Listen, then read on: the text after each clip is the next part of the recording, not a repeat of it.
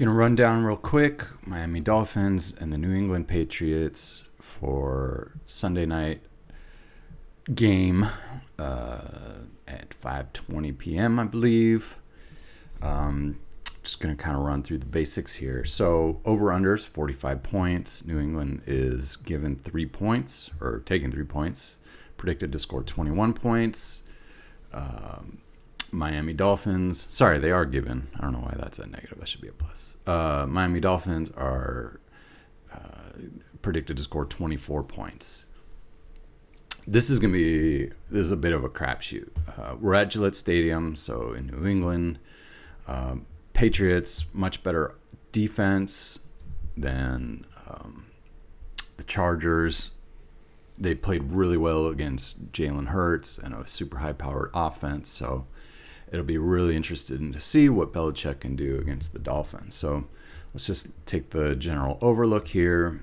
Some injuries on Miami's side of the ball. Big one is Jalen Ramsey, who's going to be placed on IR here, or is. So that's their top cornerback, and he is out. That is a big deal.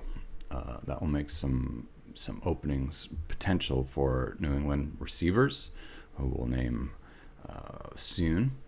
Otherwise, they're pretty talented. Not a lot going on up front, but like a lot of strength in these positions. Granted, again, this is a big deal with Jalen Ramsey out. On New England's side of the ball, it looks like every single one of their starting linemen is listed as questionable. Is that a Belichick thing? Kind of, like 90% yes, because every single game he lists everybody as questionable. Like, it's just what he does. He's the mastermind of messing with you, I will say that. So I wouldn't put too much stock into the fact that we have a bunch of questionable linemen. Although, obviously something to keep your eye on. And they do have a right tackle that's out. And that looks like their starter played 543 snaps last year, 16 games. He's on IR. So they are down one lineman. But, again, I'm not too concerned with Miami's pass rush. They are good against the rush. The 11th in the league. This is last year's stats. We don't really have enough this year to make any serious observations yet, but very bad against the pass, which is surprising because, again, it looks like they have some decent talent there. Let's look and see if they brought anybody in this year. Yeah, they didn't really bring in too many new people either. Well, Deshaun Elliott, that's a big one. Pretty strong safety. Free safety is the same. Cornerback is the same. So they brought in some talent, strong safety. Obviously, that'll make a difference. Day Long, inside linebacker. He's an upgrade there. So, minute changes. But, again, I'm not banking on them being that great against New England. How great you have to be against New England, I don't know. New England will win one way or another by 3 points, 4 points, 7 points. They're not like a blowout team ever, especially against the Dolphins. So if anything, it can turn into a shootout, which you don't want to do against Miami. But I don't think that's going to happen either. New England's defense is just too good for that. Okay, so coming back to the line, pretty banged up. But again, Belichick, who knows? The wide receiver position, a little bit questionable for Devontae Parker. He was a limited practice participant. We got Tyquan Thornton out and Trey Nixon out. Keyshawn Butte, also a limited participant. So, they gotta pick their targets at the receiver position. We'll keep an eye on Parker. I wouldn't worry about this guy down here, Butte. But Kendrick Bourne is definitely, he got a lot of targets last week. We'll get into the history in a second. Let's just go over the health for now. But so you're a little bit thin at wide receiver, and that's where Miami is very susceptible. So it'll be interesting to see if they play into that and target a few guys more often than others. And again, with their right cornerback out, that should present some opportunities. Mac Jones, not like the most prolific passer, kind of a mediocre, middle of the road passer, but last week had a ton of passes, but that's because they were playing catch up from the get-go. They had some, I think it was special teams issues that got them down so fast. It wasn't really even that the Eagles played that well against them. So, probably took them out of their game plan. So I wouldn't base everything off week 1 stats, but, again, Mac Jones just middle of the road here. Ramondre Stevenson, I would kind of bank on him having a decent game. Again, they're light at nose tackle, decent linebackers, and they brought in some talent too. But, I feel like Miami's susceptible to just kind of pound this game down and get them inside the red zone and just pound and get them in. Maybe there's a field goal kicker game. Field goal kicker? Just kicker? I don't even know how you say that right. Okay, so as far as injuries, a lot of questionable, a couple receivers down, so a little bit thin at wide receiver. And then the big one really is just Miami, Jalen Ramsey at right cornerback. Let's swap sides here. New England, doesn't look like anybody that significant is down. A couple, a little bit thin at these positions. But, I always chalk up New England's talent. They usually have a guy on the front, at least over the past several years, that just dominates. But it doesn't look like they have anybody particularly super powered up there. Pretty talented left defensive end here and weak side linebacker, pretty hardcore. So, look out for those guys, sure, but they're a scheme, just, again, love Belichick defense. Well, love or hate. Used to be a Raider fan, so I hated them, but now I just float around with whoever's hot. I like just to watch good football. So nothing too significant on the defensive side of the ball for New England with injuries. The Miami side looks like their left tackle is questionable. McDaniel said Wednesday that Armstead will get a little work in at practice. So that's something to keep an eye on. Obviously, significantly talented. Big guy over here at left tackle, and that's a significant position, of course, for your quarterback, especially Tua, who needs that protection. Last thing in the world we would ever want to see is for him to go down. But otherwise, the line seems healthy. Their starters are all healthy, so we'll be rolling with that. Tight end, they're pretty much their fourth string guys, looking questionable, not a big deal. Jalen Waddle is listed as questionable. He was limited in practice with an oblique issue, which isn't a huge deal, but, those things bug you. Sometimes you won't stretch out for that ball like you need to, but I don't think it'll stop him. I think he's going to have a decent game because I can see the Patriots scheming to take Tyreek Hill, or at least close him off, and that might just present some opportunities for Waddle. If we look at the Patriots last year, they were pretty even across the board in terms of tiers and who got the ball. It's hard to say Waddle isn't even a tier 1 guy. He's not, but I think that's just because Tyreek Hill is there. Otherwise, he'd be getting so many targets, so many more. But that might bode well for him in the long run here. But New England didn't give a lot of points up or significant amount to wide receiver 1, so that gives me the assumption that they clamp down on their top guys. So they're going to be sneaking guys over to make sure, there's an umbrella there and keeping Tyreek under control and check. But by doing so, I think you open up the field for Waddle to take the long shots this game. And he's fast, just like Tyreek Hill is, nobody's Tyreek Hill, but he's nothing to sneeze at. So that's significant. They are a little thin at the cornerback on the right side here, but not, again, not super significant.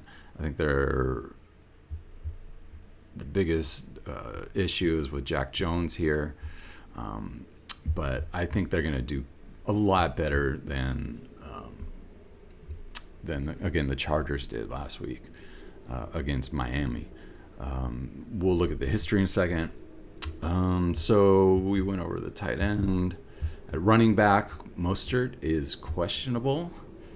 Didn't practice Wednesday, but NFL Network suggests the running back's absence was maintenance, so he'll be starting. Maybe with Jeff Wilson Jr. out, we get some A-chain action. That would be cool. He's healthy this week. So it would be fun to watch a little bit of rookie action. Not expecting much, though. Look at where New England is ranked against the rush. Again, last year's stats, but man, that looks tough. And, not amazing against the pass last year. Actually, bottom half, but I don't know. I think they've done something this year to make some improvements there. Could be totally wrong. Miami could bomb them for 500 yards again. Don't see that happening. Again, we'll look at the stats. And again, okay, so yeah, the big issue for Miami is left tackle, and then Waddle being questionable. But again, I expect him to play. I'm actually going to bank on him this week in the DFS. So, having that all said, let's look at some history here. So, in 2022, they faced off twice. On the New England side of the ball, Mac Jones had 11 points. Ty Montgomery had 9 points. So they spread it out in terms of who got the attention. Obviously, the quarterback always gets his hand on every play, but didn't do much. 30 pass attempts, 21 completions, 213 yards, 1 touchdown, 1 interception, and he was sacked twice. Tried to rush it twice for nothing. Second in line was Ty Montgomery. He's gone. That was with 4 targets for 15 yards. So he just got a target in the end zone. That's the only reason he was the second most scoring player. Otherwise, they spread it out for the most part. Barely ran it 9 times with Damian Harris and 8 times with Ramondre Stevenson. So, yeah, not a very good stat line for New England last year in their first game. Second one, a little bit better. 2 touchdowns passing. No interceptions for Mac Jones. He scored 16 points, which is not great. I wouldn't necessarily start him either. But, I don't know. I could see him scoring a little bit more with and connecting with Kendrick Bourne a little bit more. He spread it out for the most part. His top target last year was Jacoby Myers 9 times. Tyquan Thornton 7 times. And the tight end Hunter Henry. I'm kind of banking on Hunter Henry this game too. So if you want my insider input, I would say Hunter Henry and Kendrick Bourne are the 2 guys to target, and Ramondre Stevenson. I mean, that's I'm not dishing out the super secret or anything. These are kind of their top guys of those positions, but I wouldn't, I feel like the Patriots kind of stick to their group, even though they spread it out pretty well. It's usually their pretty obvious guys are the ones that get the bulk of the points. So again, that's last year, these 2 facing off. For Miami, Tua wasn't in the second game. It was Teddy Bridgewater, so we'll focus here. And this is kind of the same lineup other than no Chase Edmonds this year. So we can kind of fill in Raheem with Chase's stats. And not that many rushes. Let's see, 3, 4, 16 plus 6, 22 times. So mostly passing. Kind of it just doesn't look like it was a high scoring game. Kind of a boring game. But Jalen Waddle was the high scorer in that game with 15.7 points. He was in on 40 snaps. So again, this is why I feel like Jalen Waddle can do well against New England. When Teddy Bridgewater was quarterback, he still got 5 targets for 52 yards, so he had 5 targets for 5 targets, 4 completions for 69 yards and a TD. So the TD is kind of what took him out of there. So, or out of the just mediocre range to the higher mediocre range. So, again, he didn't blast off against New England, but he did get a significant amount of targets. Tyreek Hill he's just going to get a crazy amount of targets. You can't rule him out. The thing about Tyreek is that if you're doing DFS, his price tag is so high that he has to score a lot of points to be worth it. Otherwise, you can jam in a lot of other players that will kind of make up for that point range. So, although you do the math, I'm not going to do math today, but just something to keep in mind that for DFS players, Tyreek Hill has to score a lot to be worth his price tag. But when you're getting 12 targets a game, not hard to hit that mark.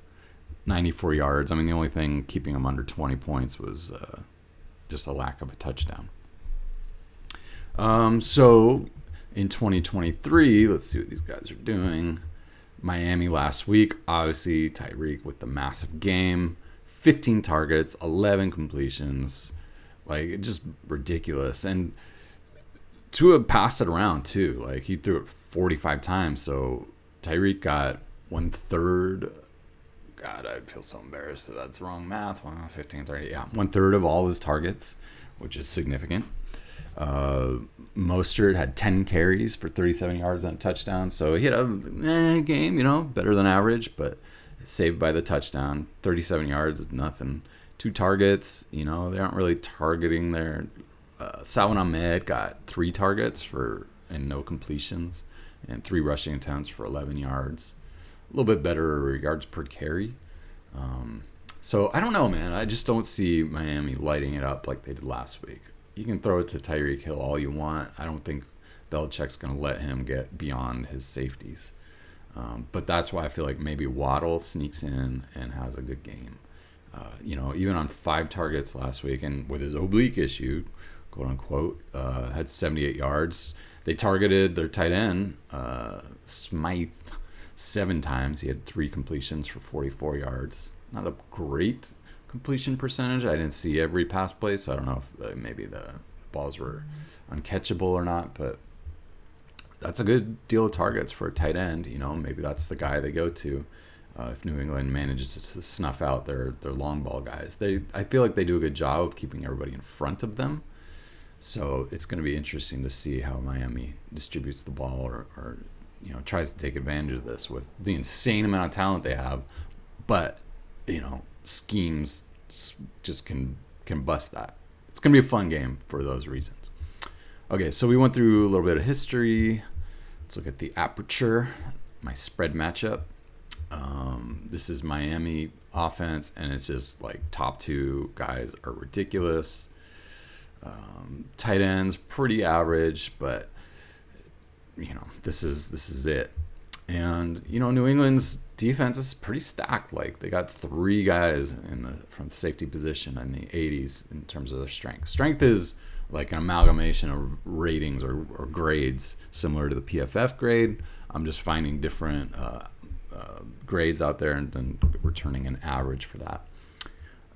They got a good corner in Jones here. But is he the one who's injured? No, there's 2 Joneses out there, and this is the left side cornerback. So they're good there. Jonathan Jones will be making his mark. So crazy talent over here. Mediocre for the rest, but is that enough? Like they have a lot of talent. So I don't know. Maybe not the breakout game. Like maybe they hit their value this game based on just the way the players look in terms of talent. Swapping sides of the ball. Now we got Miami defense, some talented safeties. Their super talented cornerback is out. Their left side cornerback, also talented. Is that enough to take Parker, Bourne, Juju Smith-Schuster out? Yeah, they aren't great, but they have very talented tight ends. So, maybe this is like the tight end extravaganza game. Maybe I would put money on both these guys to actually, one of them will do something. Again, in DFS, probably one of each on every team I have. In your yearly league, I don't know who you got, so good luck with that. Let's look at some tendencies on the New England Patriots side of the ball. They like to throw it both left and right, roughly 40% of the time, down the middle 20% of the time. 57% of the time, they're throwing it to their wide receivers, 18% of the time to their tight ends, 23% of the time to their running backs. I feel like the wide receiver number is a little bit low, so they do like to utilize other players for passes, and that's like dumping it off out in the backfield or to their tight end. As far as running the ball, they like to go up the middle here, interestingly. Not to the edges, up the middle, right here. And that might bode well for them if they can seal off these guys over here, because the Dolphins are not heavy duty at nose tackle. There could be just like a ground and pound style game. I kind of see Ramondre Stevenson getting like 25 carries for 90 yards and a touchdown. Maybe 75 yards and a touchdown. Like, not a crazy high yards per carry, but a lot of work and a lot of pounding. And, honestly, Belichick, again, you'll be like, okay, this is Stevenson's game. Then all of a sudden, the tight end is the running back. You never know. But I would bank on Ramondre Stevenson having a good amount of work this game at least. Whether he gets it in the positions you want, don't know. But he will get his opportunities. That's my guarantee of a maybe.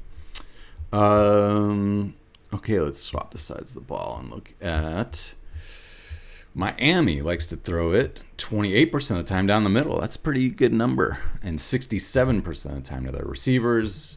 I think we know why, because the receivers are crazy talented. 20% of the time to the running backs and only 12% of the time to their tight ends. So, Tyler Kroft is not like super duper.